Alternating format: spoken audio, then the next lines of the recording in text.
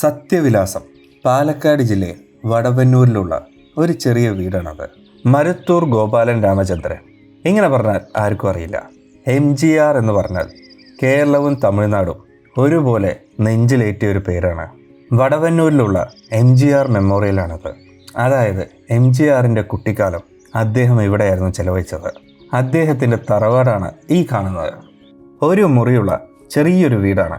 വീടിനകത്ത് അദ്ദേഹത്തിൻ്റെ വലിയൊരു ശില്പമുണ്ട്. ഏകദേശം 7 അടിയോളം ഉയരമാണ് ഈ ശില്പത്തിന് എന്നാണ് പറയപ്പെടുന്നത്.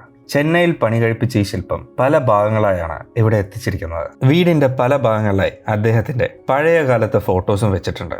ഈ കോമ്പൗണ്ടിനകത്തായി ഒരു ആർട്ട് ഗാലറി ഉണ്ട്.